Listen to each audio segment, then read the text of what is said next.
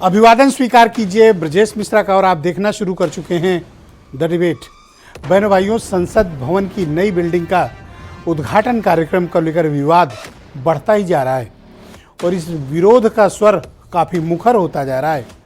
Bharatiya Janata party इस पूरे मामले को लेकर विपक्ष पर राजनीति करने का आरोप लगा रही है, जबकि विपक्ष का कहना है कि जो काम भारत की राष्ट्रपति को करना चाहिए उस काम को प्रधानमंत्री से क्यों कराया जा रहा है।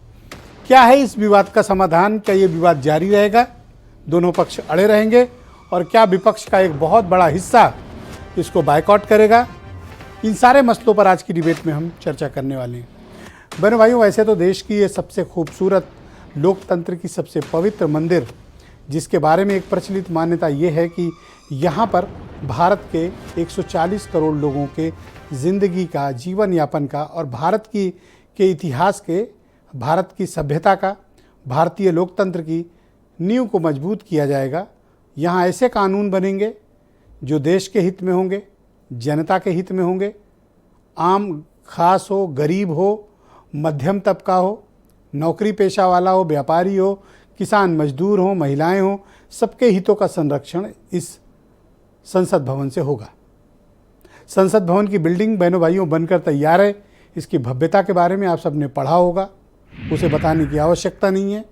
एक बेहद ही खूबसूरत, बहुत ही भव्य, हाईटेक इमारत है जो भविष्य में भी सांसदों की संख्या बढ़ने पर उनको एकोमोडेट कर सकती है। लेकिन इसको उद्घाटन को लेकर एक बड़ा राजनीतिक विवाद इस देश में खड़ा हो चुका है। भारतीय जनता पार्टी और विपक्ष के लिए ये संसद भवन की नई बिल्डिंग राजनीतिक झगड़े का एक अखाड़ा बन गया है। भारत की सरकार इसका उद्घाटन प्रधानमंत्री नरेंद्र मोदी से कराना चाहती है और इसके लिए बाकायदा सारी तैयारियां पूरी हो गई हैं। संडे को, रविवार को 28 तारीख को, जब मोदी सरकार अपने कार्यकाल के 9 साल पूरा करेगी, इसका भव्य उद्घाटन करने की योजना है। अपोजिशन के 20 दल इकट्ठे हो चुके हैं। उन्होंने कहा है कि भारत की राष्ट्रपति संवैधानिक प्रमुख हैं, संसद की प्रमुख हैं और इस देश की प्रमुख हैं, इस देश की प्रथम नागरिक हैं। इस देश में कोई भी एक्ट, बिल, कुछ भी होता है तो उसको अंतिम रूप देने का काम भारत की राष्ट्रपति करती हैं। लिहाजा संसद भवन है, ये कोई सरकार की सेक्रेटरीट की बिल्डिंग नहीं है। इसका उद्घाटन भारत की राष्ट्रपति को करना चाहिए। अब ये विवाद काफ़ी बढ़ता चला जा रहा है। विवाद इतना वृहद रूप ले चुका है कि राजनीतिक दलों में इसका वर्टिकल डिवीजन हो चुका है। Congress, TMC, DMK, Samajwadi party, Shiv Sena, दोनों एक शिवसेना, बाला साहब उद्धव ठाकरे, एनसीपी, तमाम दल इस कार्यक्रम से खुद को अलग कर चुके हैं और इसका बायकॉट कर रहे हैं। आज उत्तर प्रदेश में बहुजन समाज पार्टी की सुप्रीमो मायावती, जिनके पास लोकसभा में 10 मेंबर ऑफ पार्लियामेंट हैं, उन्होंने इस बात का ऐलान किया है कि प्रधानमंत्री द्वारा संसद भवन की नई बिल्डिंग का उद्घाटन बिल्कुल उचित कदम है और पीएम से ही इसका उद्घाटन कराया जाना चाहिए और उनके सभी सांसद इस कार्यक्रम में शिरकत करेंगे। वो व्यस्त हैं इसलिए नहीं आएंगी। यानी बीएसपी इस पूरे मसले पर विपक्ष के साथ अलग होकर सत्ता पक्ष के साथ खड़ी है, यानी उद्घाटन को वो जायज, उचित और संवैधानिक मानती है। चंद्रबाबू नायडू की पार्टी, जगन मोहन रेड्डी की पार्टी, बीजू जनता दल, ये सब भारतीय जनता पार्टी और एनडीए के साथ हैं कि प्रधानमंत्री को ही इसका उद्घाटन करना चाहिए। एक बेहद लोकतंत्र के एक पवित्र मंदिर पर इस प्रकार की राजनीति और इस प्रकार का डिवीजन, बहनों भाइयों, ये शुभ संकेत नहीं है। मैंने कल की परिचर्चा में भी इस बिंदु को उठाया था। लोकतंत्र के लिए शुभ नहीं है। प्रधानमंत्री से उद्घाटन कराना है, ठीक है, बहुत बढ़िया, कराइए, लेकिन विपक्ष को भी इसमें सम्मिलित किया जाना चाहिए, क्योंकि ये संसद भवन ना तो सत्तारूढ़ दल का है, ना उनके सहयोगियों का है और न विपक्ष का। ये भारत की जनता का, लोकतंत्र का मंदिर है।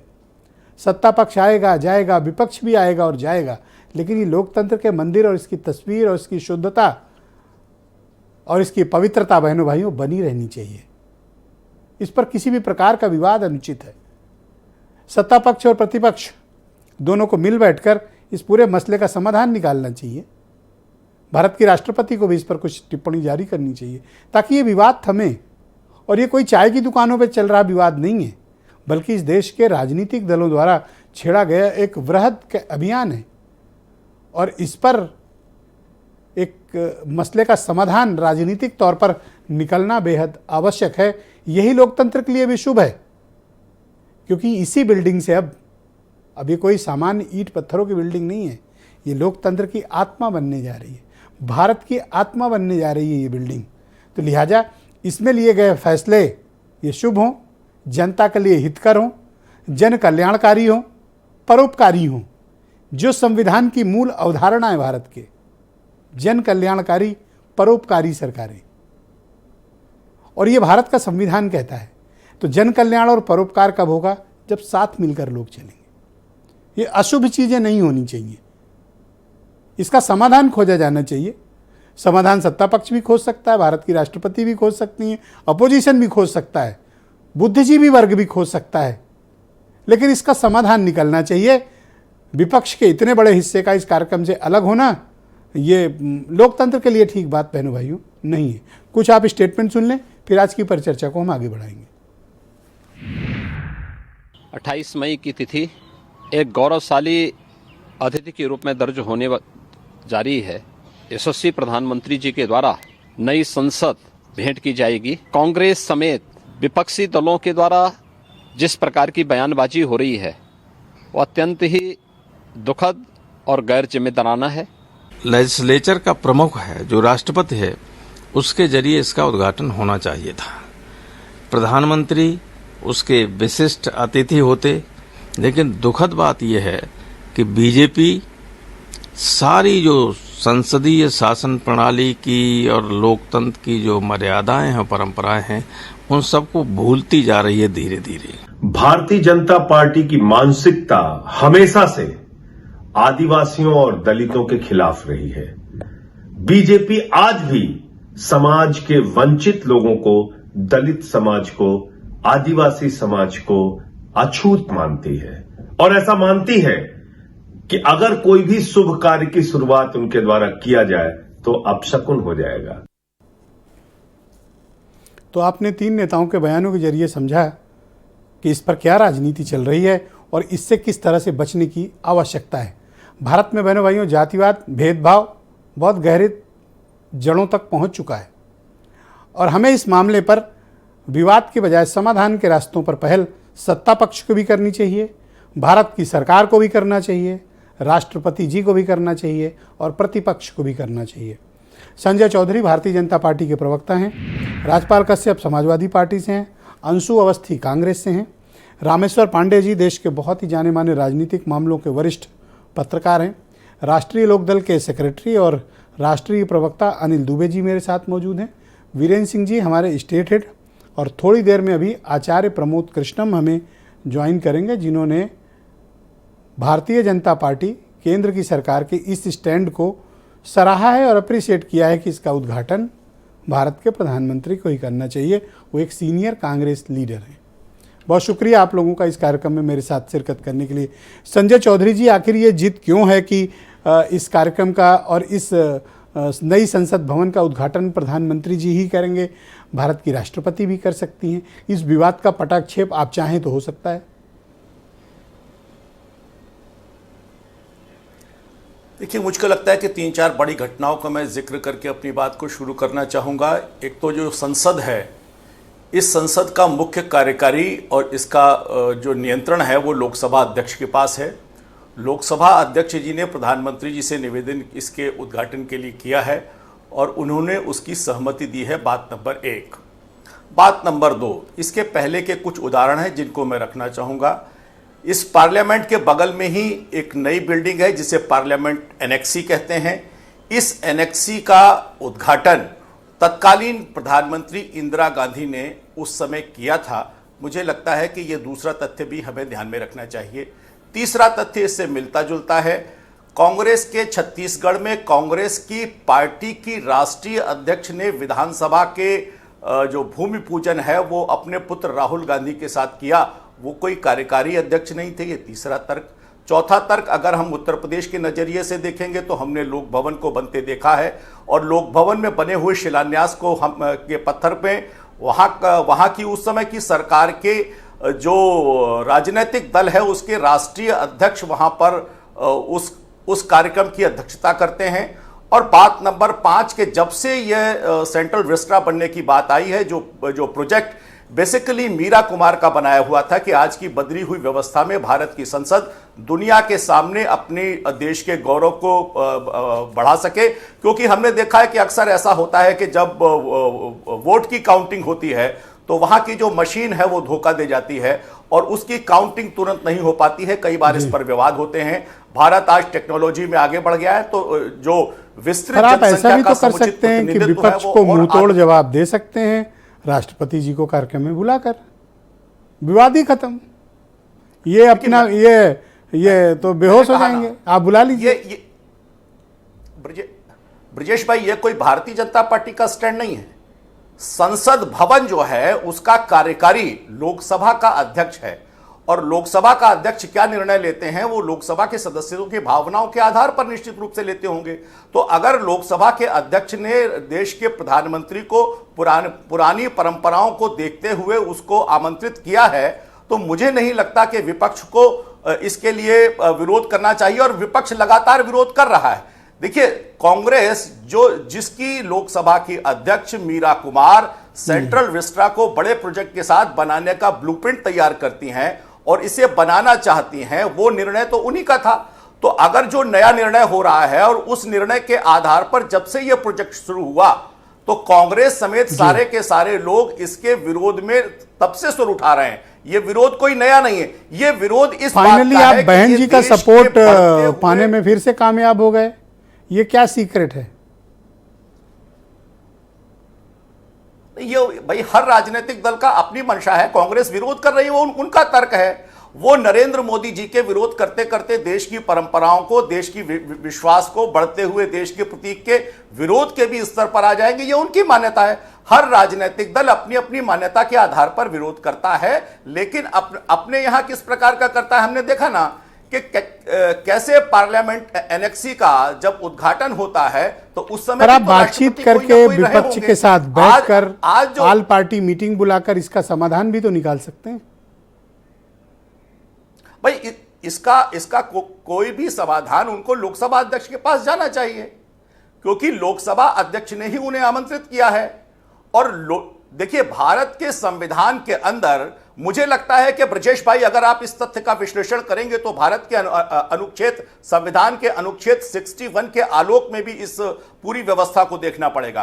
क्योंकि भारत का संविधान किसी भी एक व्यक्ति की सर्वोच्चता पर काम नहीं करता, वो चेक एंड बैलेंस पर काम करता है। हर संस्था के अपने अधिकार हैं, तो उसको चेक करने के अधिकार दूसरे के पास हैं। तो मुझे लगता है भारत की राष्ट्रपति हमारी संवैधानिक प्रमुख हैं और उनकी सर्वोच्चता पर कभी प्रश्न चिन्ह नहीं लगाया जा सकता। ब्रजेश भाई, मुझे कहा ना, आप आर्टिकल 61 को पढ़िए, और आर्टिकल 61 को पढ़िए कि भारत के संविधान के सबसे प्रमुख व्यक्ति को भी च्युत करने का अधिकार है, तो वो भारत की संसद के ही पास है। तो मुझे लगता है कि इंडियन कॉन्स्टिट्यूशन का जो बेसिक स्ट्रक्चर है, जो ये बताता है कि हमारे आप राष्ट्रपति की सर्वोच्चता को अस्वीकार करते हैं। सब नहीं, ये मैंने कहा ना कि ये चेक एंड बैलेंस पर है, और जो सर्वोच्चता है वो संसद के पास है। वेरी सीरियस संसद सुप्रीम कोर्ट के डिसीजन, बहुत गंभीर बात आपने कह दी। संसद सर्वोच्च न्यायालय के निर्णयों को भी बदलती रही है, और अगर संसद के मैं संसद के बारे में, आपने भारत के राष्ट्रपति के लिए बोला, आप उनकी सर्वोच्चता को अस्वीकार करते हैं। मैंने कहा ना, आप नहीं, जो मैं कह रहा हूं उसे मेरे सीधे शब्दों में ही देखें आप। अगर संसद के गए हुए निर्णय राष्ट्रपति अस्वीकार करती हैं, तो वो फिर से आते हैं और फिर से भेजे जाते हैं, राष्ट्रपति को स्वीकार करना पड़ता है। तो ये जो चेक एंड बैलेंस है, यही भारत के संविधान की सबसे ओके, मैं राजपाल कश्यप जी को आमंत्रित करता हूं। तो काफी गंभीर बात कश्यप जी इन्होंने कही, और दूसरा, आप लोग बायकॉट क्यों कर रहे हो? देखिए, आपने तो द्रौपदी मुर्मू जी के खिलाफ वोट किया था। देखिए, बीजेपी लगातार जिस तरीके से संविधान की मूल भावना और संसद की मूल भावना, संसद के मतलब है राष्ट्रपति, लोकसभा, राज्यसभा, ये संसद की भी मूल भावना से खिलवाड़ कर रहे हैं, संविधान की भी मूल भावना से खिलवाड़ कर रहे हैं। और आपने इनकी धमकी भरी बात नहीं सुनी क्या कि राष्ट्रपति को तो करना ही पड़ता है फिर। तो अच्छा। हाँ, अभी आपने सुना नहीं क्या कि भेजते हैं फिर करना ही पड़ता है। तो ये किसी की मूल भावना को नहीं समझते। ये न पिछड़े, न आदिवासी, न दलित की मूल भावना से, ये मूल भावना को नहीं समझ सकते।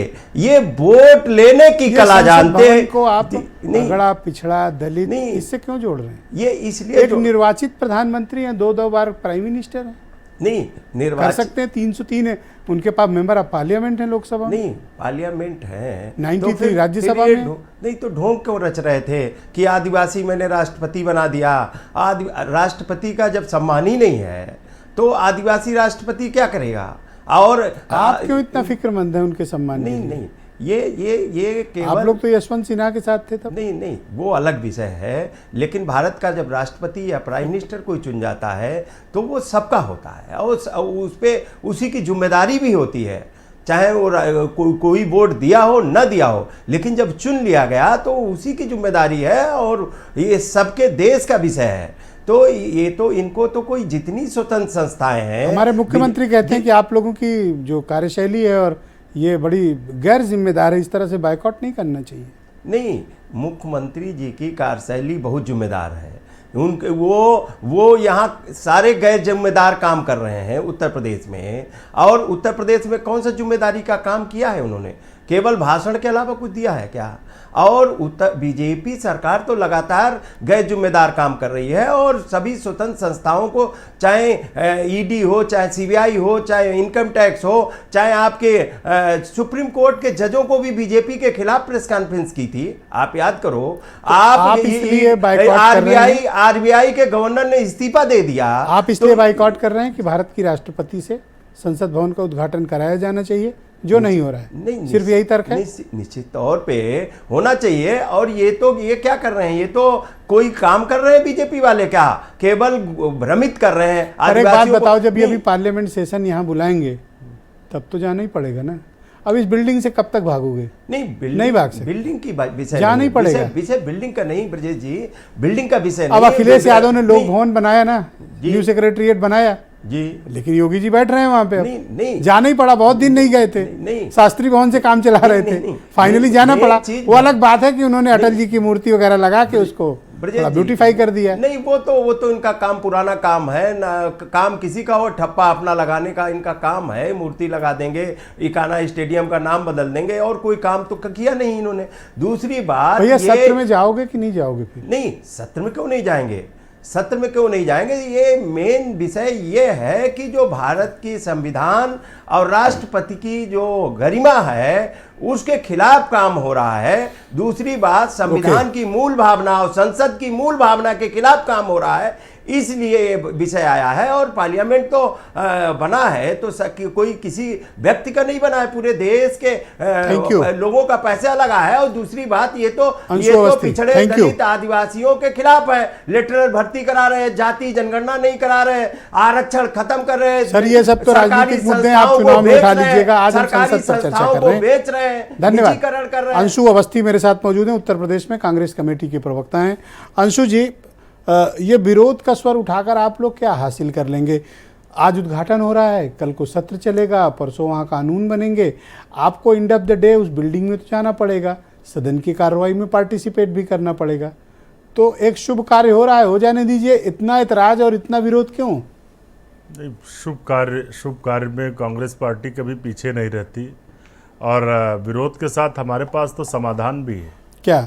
हम तो एक ही बात कह रहे हैं कि जो पार्लियामेंट बनी है उसका उद्घाटन इस देश की महामहिम राष्ट्रपति, जो भारत का सबसे सर्वोच्च पद है, भारत की वो प्रथम नागरिक हैं, वो करें।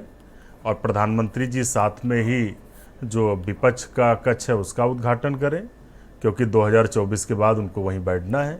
अच्छे से करें उद्घाटन, हमें कोई आपत्ति नहीं है। लेकिन इस देश की मोदी के नाम पर ऐतराज है या प्रधानमंत्री कर रहे हैं इसलिए ऐतराज है, या राष्ट्रपति से करवाना चाहिए ये चाहते हैं? देश का हर एक व्यक्ति ये चाहेगा कि भारत की प्रथम जो नागरिक हैं, इस देश की राष्ट्रपति, आदिवासी हैं, यानी भारत की सबसे वंचित जाति वहां से आती हैं।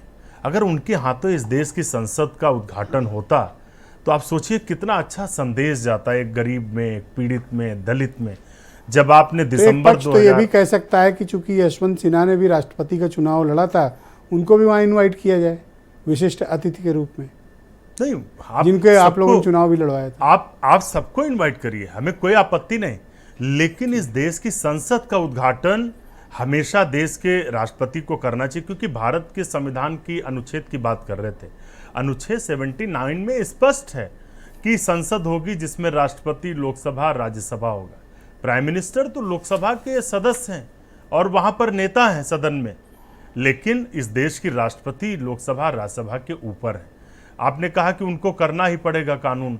देखिए, हमेशा आज अमेरिका हो या इंग्लैंड हो, कोई भी देश हो, सबसे ज्यादा आज भी भारत के लोकतंत्र की तारीफ होती है। पूरा विश्व आप बहन हमारी जी से तरफ क्यों नहीं देखता है। सीखते? उन्होंने कहा कि ये जो आप लोग कर रहे हैं विरोध ना, ये ठीक बात नहीं, अनुचित है। बहन जी से क्यों नहीं सीखते? उन्होंने कहा कि बिल्कुल सही उद्घाटन हो रहा है। अब उसमें तो जो क्या? है फाइल का भी मामला है, वो तो कौन वो सी जानते हैं वो। अच्छा, बहन जी कुछ कहें तो फाइल, और नहीं। आप जो कहें वो संविधान। देखिए, अब 20 दल हैं, अभी 18 कोई दल। कौन सी जांच उनके खिलाफ चल रही है ब्रजेश जो उनको डरने की ब्रजेश जरूरत? अब जी। तो कोई ऐसा विषय नहीं है। ब्रजेश जी, 18 राजनीतिक दल एक साथ खड़े हैं। कल 18 थे, आज 20 हो गए। 20 अपोजिशन पार्टी लाइक माइंडेड। और अगर बहन जी कोई बात कह रही तो फाइल का ही मामला है, सभी समझते हैं। लेकिन ठीक है, ये देश देख रहा है कि दिसंबर 2020 में जब न्यू भूमि पूजन हुआ, तब के तत्कालीन राष्ट्रपति रामनाथ कोविंद जी, उनको नहीं बुलाया गया, आज नहीं बुला रहे। हमारा सीधा सवाल है कि देश के राष्ट्रपति कहाँ हैं, देश के उपराष्ट्रपति कहाँ हैं, और देश का हर एक व्यक्ति जानना चाहता है कि आखिर भारत की संसद का उद्घाटन राष्ट्रपति क्यों नहीं कर सकते?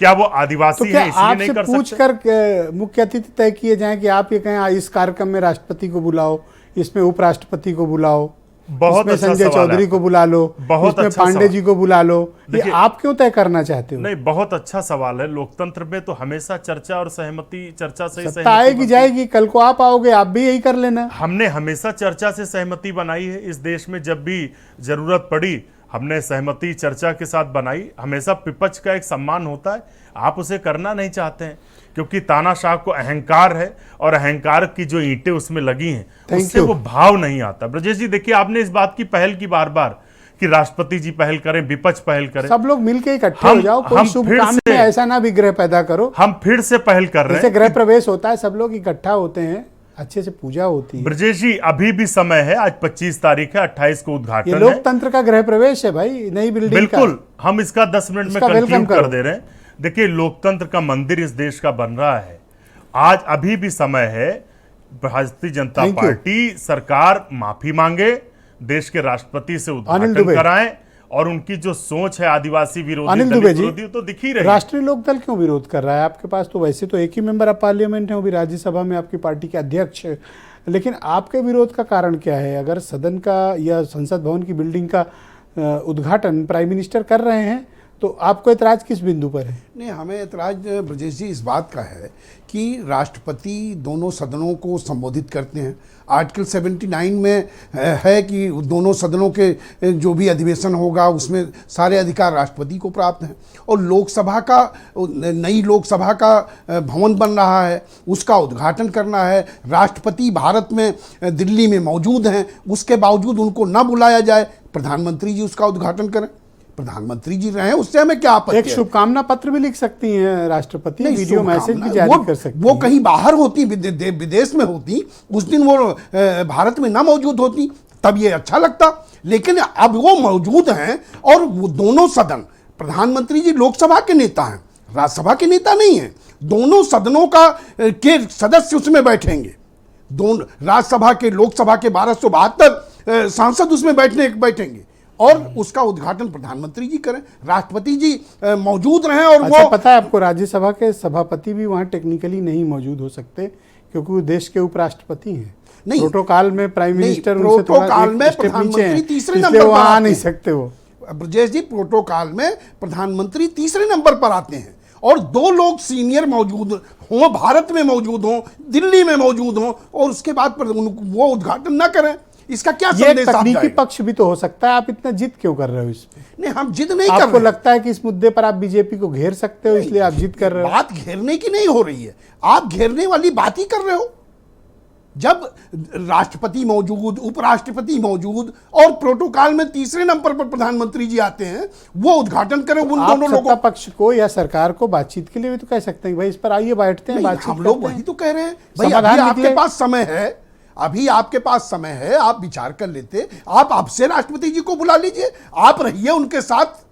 हम कहा आपके रहने पर कोई आपत्ति थोड़े है, ये तो आपने अरे आप बनवाया उनकी मौजूदगी पर ऐतराज कैसे कर सकते हैं? 303 सांसद हैं, आपके पास एक सांसद। नहीं, हम बात सांसद की आप थोड़ा कैसे है। विरोध करोगे भैया? नहीं, क्या लोकतंत्र में नहीं, नहीं, विचार क्यों पे विरोध भी करोगे? हम एक हैं तो क्या नहीं, नहीं, हमारे क्यों विचार विरोध करोगे? हमारे एक सांसद है, हमारे विरोध विचार करोगे। खत्म हो जाए? नहीं तो क्यों विरोध करोगे? नहीं, हम विरोध है कि संवैधानिक अधिकार राष्ट्रपति के पास को है, वो उसको उनको अगर आप नहीं बुला रहे हो तो ये तो संविधान का अपमान है। क्यों आप नहीं बुला रहे राष्ट्रपति को? अरे तो प्राइम मिनिस्टर कर दे, वो क्या मंगल ग्रह के थोड़ी पीएम है, इस देश के पीएम है। हम कह रहे हैं कर दे रहे हैं तो प्राइम कौन मिनिस्टर सा रहे ना। आपका खून सूखा जा रहा है? प्रधानमंत्री जी रहे, लेकिन राष्ट्रपति अगर उद्घाटन कर देंगी तो इसमें क्या चला जाएगा बीजेपी का? क्या वो आदिवासी है इसलिए नहीं कर सकती? अब इसमें जातिवाद क्यों ले आ रहे हो दुबे नहीं, जी? अब और कोई कारण मेरी समझ में नहीं आ रहा। आप जानबूझ के विग्रह पैदा करना नहीं, चाहते हम विग्रह नहीं पैदा कर रहे, विग्रह तो उनकी तरफ से किया जा रहा है। अगर आप राष्ट्रपति को बुलाते, सारा विपक्ष आपके साथ खड़ा था, संसद का उद्घाटन हो रहा है ब्रजेश जी, तो आप बताओ कि ये सत्र में जाओगे? नहीं, वो सत्ता पक्ष के विपक्ष के सारे सांसद उसमें अच्छा बैठेंगे। उद्घाटन में नहीं जा रहे हो, सत्र में जाओगे? नहीं, सत्र में तो क्यों नहीं जाएंगे? सत्र में तो जाएंगे ही। तो फिर क्या? नहीं, गुड़ खाएंगे, गुलगुले से परहेज नहीं, करेंगे। हम केवल मुद्दों की बात कर रहे हैं कि एक संवैधानिक मुखिया के नाते अगर महामहिम राष्ट्रपति जी उद्घाटन थैंक यू। करती, मैं तो रामेश्वर उसका पांडे जी देश को में, इनवाइट विदेश करता में हूँ। अच्छा संदेश जाने जाता। माने पत्रकार हैं। पांडे जी, शुक्रिया आपका। संसद भवन का उद्घाटन हो रहा है, लोकतंत्र का नया मंदिर हाईटेक तैयार है, और भारत के प्रधानमंत्री इसका 28 मई यानी रविवार को अपने कार्यकाल के दूसरे कार्यकाल के 9 साल पूरा होने पर इसका उद्घाटन कर रहे हैं। विपक्ष का कहना है कि इसे राष्ट्रपति से कराना चाहिए। आपकी ओपिनियन क्या कहती है?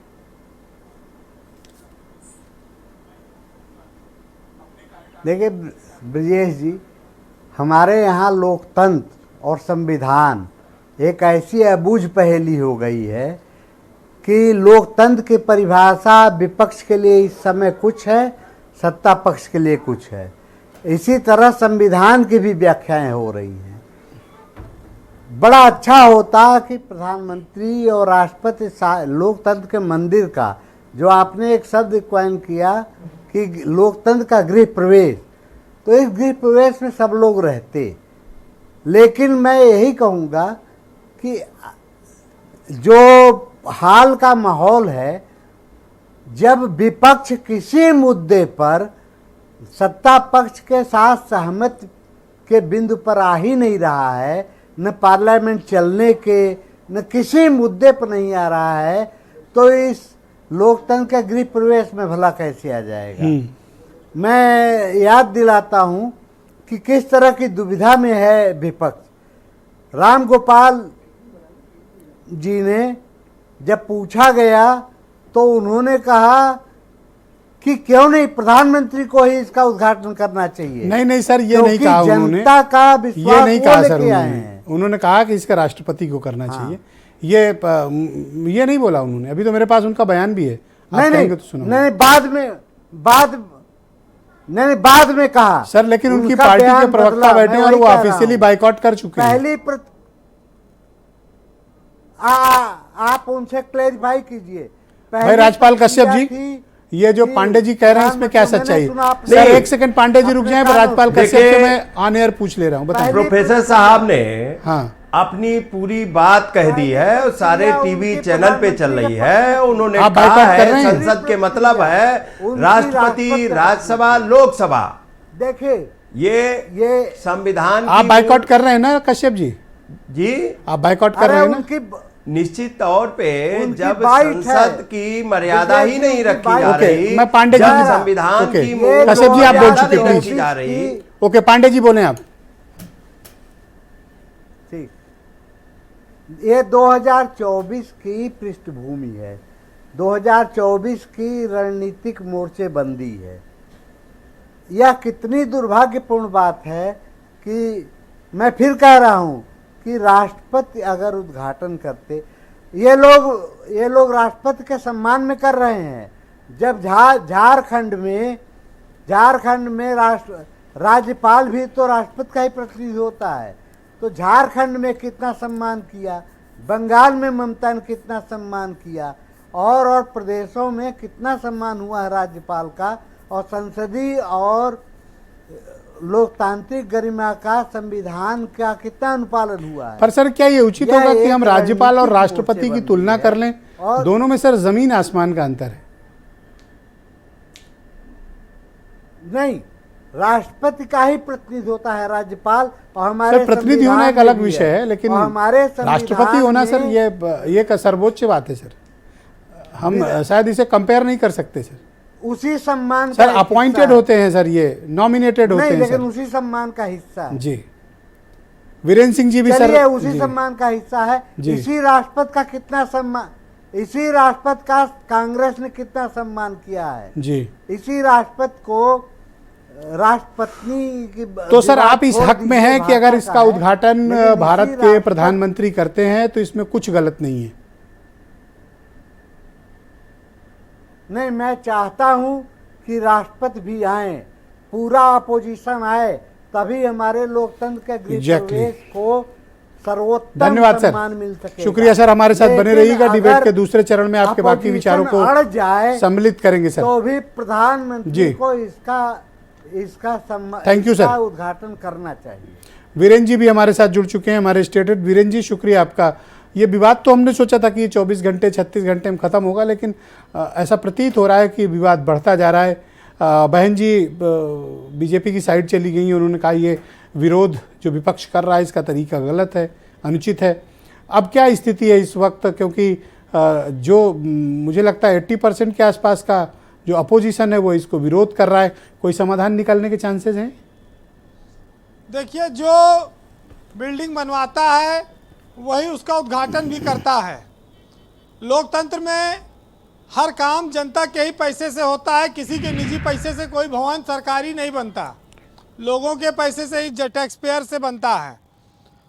अब ये चूंकि देश की सबसे बड़ी बिल्डिंग है, सबसे महत्वपूर्ण भवन है, संसद है, जहाँ विवादों का समाधान होना है, लेकिन वो इस समय खुद विवाद में पड़ी हुई है। उस विवाद के लिए पक्ष विपक्ष दोनों लड़ रहे हैं कि उद्घाटन कौन करे, लेकिन इस बात पर सब सहमत हैं कि बैठेंगे सभी दलों के, उद्घाटन पर भले विरोध हो। देखिए, एक चीज़ है कि हमारे देश में राष्ट्रपति हैं, राज्यपाल हैं, ये संवैधानिक प्रमुख जरूर हैं, लेकिन सरकार का जो मुखिया होता है वो मुख्यमंत्री या प्रधानमंत्री होता है, और उसी के हिसाब से सरकारें निर्णय लेती हैं और चलती हैं। तो अब इस बात को बाध्यकारी नहीं बनाया जा सकता कि राष्ट्रपति या राज्यपाल ही उस चीज़ का उद्घाटन करें। प्रधानमंत्री की बड़ी ताकत है, बड़ी शक्तियां हैं लोकतांत्रिक सिस्टम में, और संवैधानिक मुखिया के बजाय जो कार्यपालिका का मुखिया है वो असली वहाँ पर देखिए प्रधानमंत्री को माना गया है। ये बात जरूर है कि जब भी गांव में कोई नई दुल्हन आती है, चाहे जितना दहेज लेके आवे, चाहे जितनी सुंदर हो, लेकिन गांव की तमाम महिलाएं कोई ना कोई नुक्स उसमें निकाल देती हैं। उसी तरह से सत्ताधारी दल के तमाम सारे कामों पर कमियां निकालना, विरोध करना, ये विपक्ष का एक परंपरागत तरीका रहा है और वो चलता रहा है, वो दिख रहा है। लेकिन सेंट्रल विस्टा और सेंगोल जो एक दंड है जिसको माना जाता प्रतीक, वो सब चीज़ें जो नई संसद में आने वाली हैं वो इस भारत में आधुनिक भारत का प्रतिनिधित्व करेगी इस इमारत में बैठकर। देखिए, लोकतंत्र में संसद जो है वो उसकी सर्वोच्च संस्था प्रतिनिधि है, लेकिन लोकतंत्र की नींव हरदम मजबूत रहनी चाहिए, और उसको मजबूती रखने के लिए पक्ष और विपक्ष दोनों को बहुत सारे बलिदान करने पड़ते हैं, लेकिन यहाँ बलिदान के बजाय दूसरा कुछ दान करना पड़ जाता है कई बार। एक चीज़ तो आप लोग मानेंगे कि नई संसद जब बन रही है तो धारा 356 का जो इस्तेमाल होता था सरकारों को गिराने में, आज वो एकदम ना के बराबर रह गया है। और विपक्ष भी दोनों सदनों में कहीं ना कहीं वो मजबूत हो जाता है, लोकसभा में नहीं तो राज्यसभा में। तो तिकड़मबाजी करके मनमानी कर लेना संसद के भीतर इतना आसान अब किसी के लिए रहा नहीं। न वो राज्यों में सरकार गिरा सकती हैं और न वो संसद में दोनों सदनों में इतना आसानी से कोई चीज़ पास करा सकती हैं। तो ये जो इमारत है, अगर इसको विवादों से दूर रखा जाता तो शायद ये एक राष्ट्रीय जश्न के तौर पर सामने आता, तब्दील होता। लेकिन अब तमाम सारी बातें आ रही। एक सज्जन ने आज ये बात कही कि जब कोई इमारत बूढ़ी हो जाती है तो उसकी ईंटों में दरार पड़ जाती है, उसको बदलना जाता है। आज देश में नई संसद की भी ज़रूरत थी, अगर वो आ गई है तो उसमें कोई आपत्ति नहीं करनी चाहिए। रही बात मायावती की, तो मायावती के फैसले इस तरह के होते जा रहे हैं जो कहीं ना कहीं बीजेपी को प्रत्यक्ष या अप्रत्यक्ष रूप से लाभ पहुंचाते हैं। जब उन्होंने लोकसभा का चुनाव अकेले लड़ने का ऐलान किया तो सबसे ज़्यादा संतोष इसमें बीजेपी को ही मिला। आज 25 पार्टियों के साथ मायावती भी शामिल हैं जो इस संसद के उद्घाटन का समर्थन कर रही हैं, तो बीजेपी को एक नैतिक बल मिलता है। जब समाजवादी उत्तर प्रदेश की सारी पार्टियां बसपा को छोड़कर इनके खिलाफ हैं, तो ये बहुत सारी चीज़ें ऐसी हैं मायावती की जो दर्शाती हैं कि वो समय समय पर विरोध तो करती है बीजेपी का, लेकिन शायद पूरे मन से नहीं कर पाती। हमारे बुजुर्गों ने बहुत सारी चीज़ें इतिहास में देखी हैं कि कैसे कैसे पीड़ा झेली गई।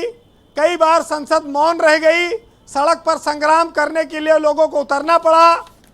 संसद का इतिहास बहुत सारी बातों से भरा है जी। हम लोग बड़ी बड़ी बातें करते हैं, लेकिन सत्ता जब ताकत में रही उसने हमेशा मनमाने फैसले लिए। कई लोगों ने कहा कि एक देश के नेता थी, वो कहती थी मैं संसद को अपनी जूती पर रखती हूँ। बहुत सारे लोगों ने संसद के लिए बड़ी सारी उदाहरण इतिहास के पन्नों में लिखे हुए हैं, लेकिन उसका सम्मान कम न होने पावे, ये आज की और हर पीढ़ी की जिम्मेदारी है। और चाहे वो बीजेपी की सरकार हो, चाहे वो मोदी की सरकार हो। हालांकि इन दिनों वो आला मालिक हैं, उनका हर निर्णय वो जो चाहे वो कर सकते हैं, और अगर उन्होंने खुद इसका उद्घाटन करने का निर्णय लिया है तो इसमें कोई बड़ी बात नहीं है जी ब्रजेश जी, क्योंकि संसद है, बन रही है, सब लोग बैठेंगे आज, नहीं तो कल कोई उससे भागेगा नहीं। विश्व भर में तमाम सारी ऐसी इमारतें हैं जो इसलिए आज तक खड़ी हैं कि वो अपने चरित्र के नाते उस पर टिकी रही, बनाने वाले के नाते नहीं। तो ये तय होता है कि आखिर उस इमारत के पीछे मकसद क्या है बनाने का। जी बहरहाल जो लोग नहीं जा पाएंगे वो इतिहास के एक बहुत बड़े पन्ने से वो मिट जाएंगे, नहीं रह पाएंगे। लेकिन ये ज़रूर रहेगा कि उन्होंने उस काल में उसका विरोध किया था, हमेशा हुआ है। तो सुनिएगा कि अब के बिछड़े तो शायद हम ख्वाबों में मिले, जैसे सूखे हुए फूल किताबों में मिले, और दिखाई कम दिया करते हैं बुनियाद के पत्थर। जी जमीन में जो दब गए, इमारत उन्हीं के दम पर कायम है। बहुत शुक्रिया आपका वीरेंद्र जी, ग्राउंड जीरो से अपने फीडबैक और इनपुट हमें उपलब्ध कराने के लिए आपका बहुत बहुत धन्यवाद। बहन भाइयों, आज हम चर्चा कर रहे हैं कि भारत की नई संसद भवन का उद्घाटन 28 मई को प्रधानमंत्री नरेंद्र मोदी की सरकार के 9 साल का कार्यकाल पूरा होने पर किया जा रहा है। अपोजिशन इसलिए बाइकआउट कर रहा है, उसका बड़ा हिस्सा, क्योंकि इसमें भारत के राष्ट्रपति को मुख्य अतिथि नहीं बनाया गया और उनसे उद्घाटन नहीं कराया जा रहा है। विपक्ष का कहना है कि संसद भवन है, लोकतंत्र का मंदिर है, संवैधानिक प्रमुख राष्ट्रपति को इसका उद्घाटन करना चाहिए। बीजेपी कहती है कि चूंकि सरकार ने इसका शिलान्यास किया, इसलिए प्रधानमंत्री को पूरा हक है और वो नेता सदन है, वो इसका उद्घाटन कर सकते हैं। शिलान्यास भी उन्होंने किया था, उद्घाटन भी वही कर रहे हैं। संजय चौधरी जी, क्या इतना तर्क पर्याप्त है आपके लिए कि आप चाहते हैं कि सिर्फ जो नेता सदन हो वो इसका उद्घाटन कर दें और भारत की राष्ट्रपति या भारत के उपराष्ट्रपति ये दोनों ना मौजूद रहें कार्यक्रम में?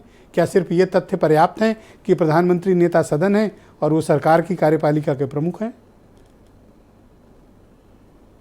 ब्रजेश भाई, मैंने अपने शुरुआती बात में ही कहा था 1975 जब इस पार्लियामेंट की पार्लियामेंट्री एनेक्सी बनी, उस पार्लियामेंट्री एनेक्सी से ही भारत के संसद की जो व्यवस्थाएं चलती हैं, जितनी भी कमेटीज हैं, उन कमेटीज के सारे ऑफिसेज इस पार्लियामेंट्री एनेक्सी में ही हैं।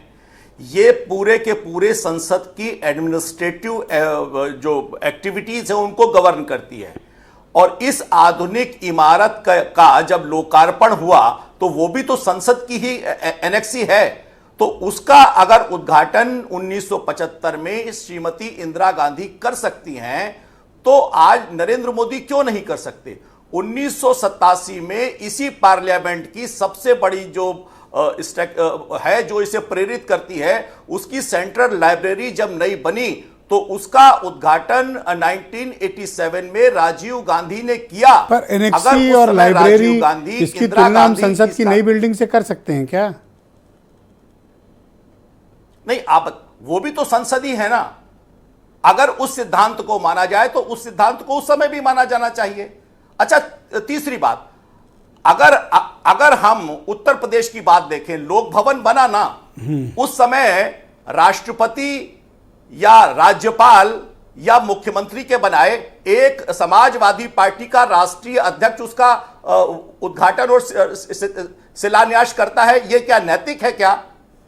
और कांग्रेस हमेशा से इस सेंट्रल विस्टा का जिस दिन से बनना शुरू हुआ उस दिन से विरोध कर रहे हैं। देखिए, इनके विरोध केवल और केवल राजनीतिक हैं और राजनीतिक स्वार्थ से प्रेरित हैं। ये हमेशा से इस देश के प्रधानमंत्री के पद पर पहुंचे श्री नरेंद्र दामोदर बीजेपी से अनैतिक कौन है? व्यक्तिगत रूप से थैंक यू इसके विरोध की उस सीमा तक जाते हैं जिसमें इस देश के प्रधानमंत्री को कहते हैं कि वो नीच है, वो पिछड़ा है, वो चाय वाला है। और मैं समझता हूं कि अगर देश की इस बड़ी इमारत का उद्घाटन किसी उनके कहे जाने शब्दों के हिसाब से किसी नीच, पिछड़े और चाय वाला करता है तो यह उन्हें अखरता है और इसी राजनीतिक प्रतिद्वंदिता के कारण वो इससे विरोध करते हैं। यह विरोध सैद्धांतिक नहीं है, यह केवल और केवल राजनीतिक है। आचार्य प्रमोद कृष्णम, कांग्रेस के सीनियर लीडर, मुझे इस कार्यक्रम में ज्वाइन कर चुके हैं। आचार्य जी, शुक्रिया हमें समय देने के लिए। आपने अपनी पार्टी लाइन के खिलाफ जाकर एक ट्वीट किया है जिसको लेकर आज काफ़ी चर्चा है और आपने अप्रिशिएट किया है कि संसद भवन की बिल्डिंग का उद्घाटन भारत के प्रधानमंत्री को ही करना चाहिए। आप अपनी पार्टी लाइन के खिलाफ क्यों गए और आपको ये उचित क्यों लगता है? देखिए ब्रजेश जी, भारत की संसद के भवन का जो निर्माण है इसे भाजपा का समझना उचित नहीं होगा। देश के लोकतंत्र की सुंदरता क्या है कि पक्ष होता है और विपक्ष होता है, दोनों स्वस्थ लोकतंत्र की पहचान है। देश के प्रधानमंत्री और देश की राष्ट्रपति महोदया या देश का कोई भी संवैधानिक पद पर बैठा व्यक्ति, उसके लिए देश सर्वोपरि होता है और किसी भी पॉलिटिकल पार्टी को अपनी बात रखने का अधिकार है। मैंने भी अपनी बात रखी है। मैं ऐसा मानता हूं कि इस देश में पंडित जवाहरलाल नेहरू से लेकर नरेंद्र मोदी जी तक जितने पहले प्रधानमंत्री हैं वो भी ना संसद को अपने साथ लेके गए हैं, ना राष्ट्रपति भवन को कोई राष्ट्रपति अपने साथ लेकर गया हो और ना इस संसद भवन को मोदी जी लेके जाएंगे। तो सवाल इस बात का है सर, ये तो दार्शनिक बातें हैं। मैं सैद्धांतिक और राजनीतिक तौर पर आपसे समझना चाहता हूं कि जो बात आप हमें समझा रहे हैं उस बात को आपने क्या पार्टी फोरम में अपने नेताओं को समझाया कि विरोध ना करो? नहीं, पार्टी फोरम में समझाने की इसमें जरूरत क्या है? मैं तो पब्लिक फोरम में बात की है। अब भारत के लोकतंत्र में हर पार्टी में हर पार्टी के नेता को अपने बात रखने का अधिकार है। जो लोग विरोध कर रहे हैं उन्होंने मुझे कहां समझाया, तो मैं किसे समझाने जाऊंगा? मैं तो अपना विचार रख रहा हूं और मैं ये विचार इसलिए रख रहा हूं कि एक व्यक्ति से बड़ा परिवार होता, परिवार से बड़ा समाज होता, समाज से बड़ी पार्टी होती है, पार्टी से बड़ा देश होता है। तो in the interest of nation अगर देश की नई संसद का निर्माण हुआ है और उसका उद्घाटन हो रहा है तो वो तो देश की संसद है। देखिए, लोकतंत्र का मंदिर है और इस मंदिर का एक तरीके से गृह प्रवेश हो रहा है। उस मौके पर इस तरह का विवाद उत्पन्न करना और इस प्रकार का विग्रह उत्पन्न होना, आचार्य जी, ये लोकतंत्र के लिए शुभ बात नहीं है। सरकारें तो आती जाती हैं, प्रतिपक्ष विपक्ष भी आएगा जाएगा। मुझे ऐसा प्रतीत होता है कि सबको मिलकर इसके क्योंकि यहाँ से 140 करोड़ लोगों की आकांक्षाओं की पूर्ति होनी है। अब ब्रजेश जी, आप एक देशभक्त पत्रकार हैं, मैं आपका बहुत ही सम्मान करता हूं और ये सिर्फ कहने के लिए नहीं कह रहा हूं। आपकी शो में जब जब मैं आता हूं तो एक नई कंट्रोवर्सी पैदा हो जाती है और उसमें मुझे बड़ा झेलना भी पड़ता है, लेकिन आप भी देशभक्ति पर सब चीजें साइड कर देते हैं और मैं भी साइड कर देता हूं।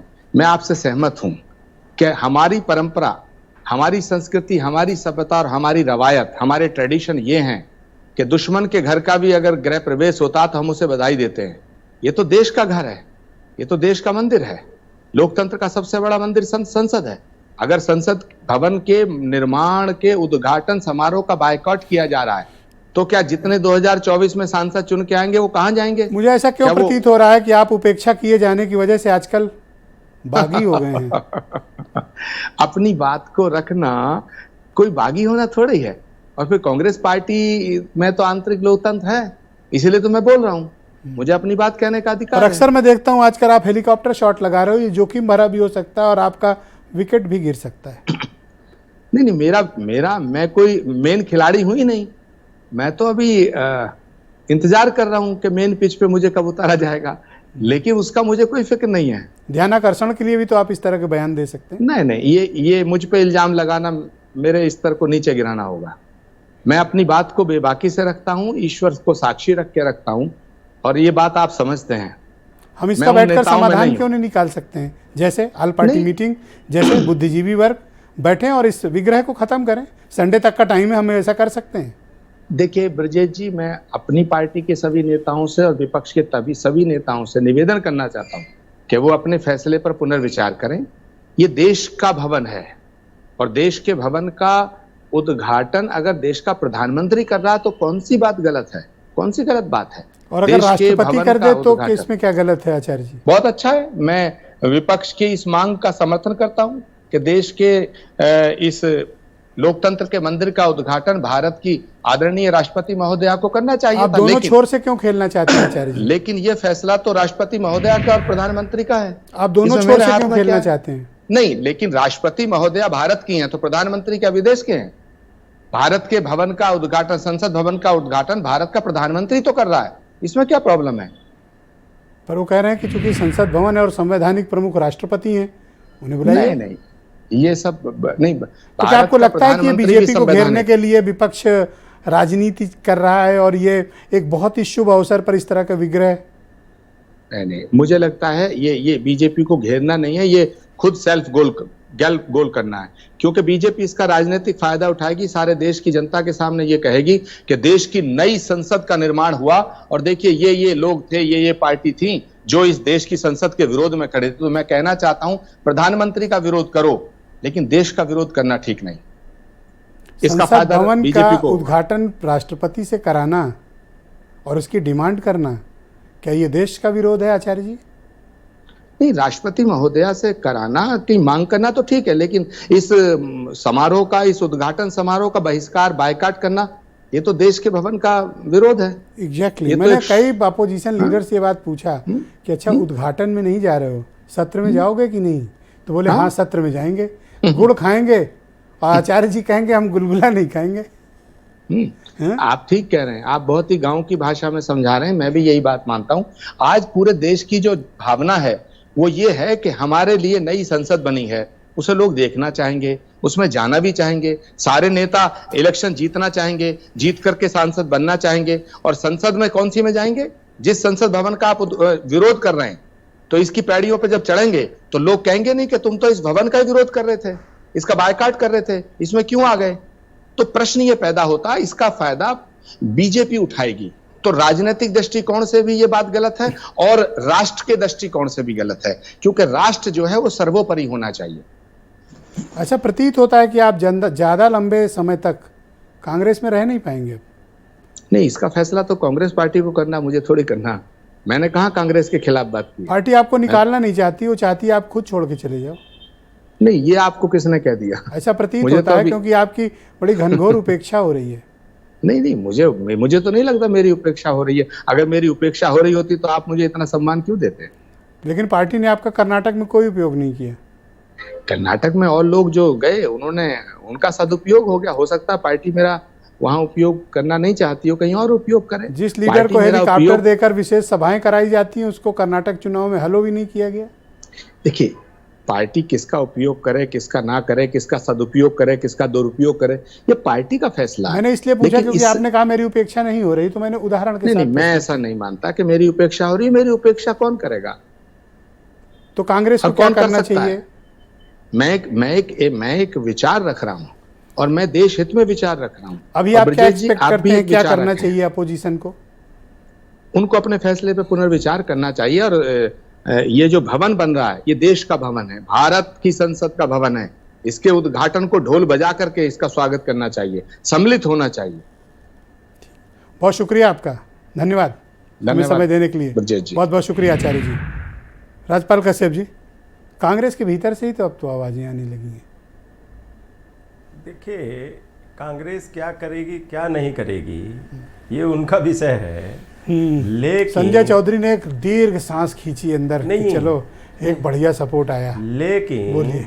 लेकिन जो भारतीय संसदीय मर्यादाओं को और भारतीय संविधान की मूल भावनाओं से खिलवाड़, कोई संसद भवन का विरोध नहीं कर रहा है।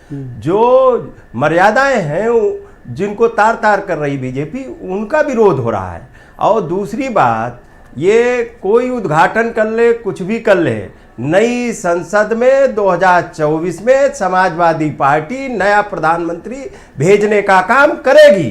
अब ये तय है, क्योंकि बीजेपी जिस तरीके से संवैधानिक और अलोकतांत्रिक काम कर रही है, जिस तरीके से महंगाई, बेरोजगारी, भ्रष्टाचार, आरक्षण, सारी चीजें हो रही है, जनता इंतजार कर रही है 24 में नया प्रधानमंत्री भेजेगी। अंशु अवस्थी, क्या किया जाए आचार्य जी का? ब्रजेश जी, क्या किया जाए? देखिए, आचार्य जी क्या कह रहे थे, उन्होंने तो जो कहा सभी ने सुना है और आपने पूछा है। ऑफिशियल स्पोक्स पर्सन है, आपकी बात महत्वपूर्ण होगी जब आप इस पर अपना स्टेटमेंट। मैं जवाब दे देता हूँ। देखिए, देश के लोकतंत्र का मंदिर बन रहा है, देश के सबसे बड़े संस्थान का उद्घाटन है और देश के प्रथम व्यक्ति को नहीं बुलाया जा रहा है।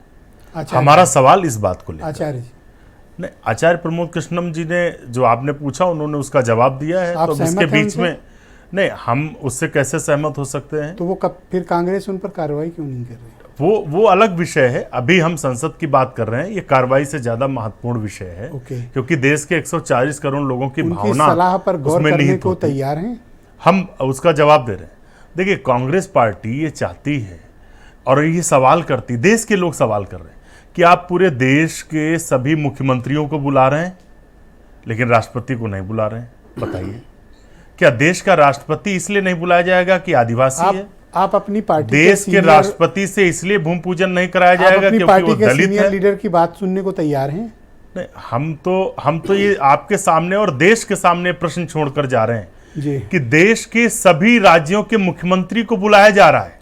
Thank you. देश भर के लोगों को बुलाया जा रहा है। जल्दी से आप कमेंट देश के राष्ट्रपति और उपराष्ट्रपति को नहीं बुलाया जा रहा। थोड़ा सा टाइम कम है, ये सबसे बड़ा प्रश्न। क्या विपक्ष को जो गुजारिश की आचार्य जी ने, कांग्रेस के अंदर ही दो आवाज, आप लोग कुछ गौर करेंगे? नहीं, इसमें गुजारिश की कोई बात ही नहीं। राष्ट्रपति जी मौजूद हैं भारत में, उनको बुलाना चाहिए, उनसे उद्घाटन कराना चाहिए। माननीय प्रधानमंत्री जी मुख्य अतिथि हो जाए। रामेश्वर पांडे जी, आचार्य जी ने दूसरी लाइन क्यों पकड़ी, क्या कारण हो सकता है? नहीं, मुझे लगता है कि एक तो आपने उनसे सवाल करके ही जान लिया, कांग्रेस में उपेक्षा में है वो।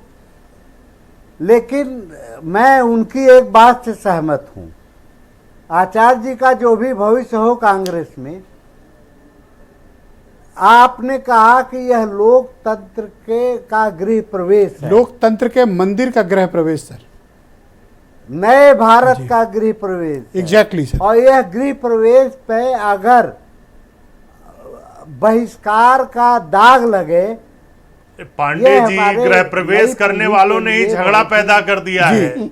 कोई विमर्श नहीं, कोई विचार बहुत नहीं, और शुक्रिया, आप मैं आप सबका दोषारोपण बहुत हम पर आभार कर रहे प्रकट हैं। करता हूं। आज वक्त का अभाव है, वरना इस डिबेट को और भी विस्तृत आगे चलाया जा सकता था। आपका शुक्रिया, और आप सब ने अपना अपना मूल्यवान समय हमें दिया, इसके लिए शुक्रिया और धन्यवाद।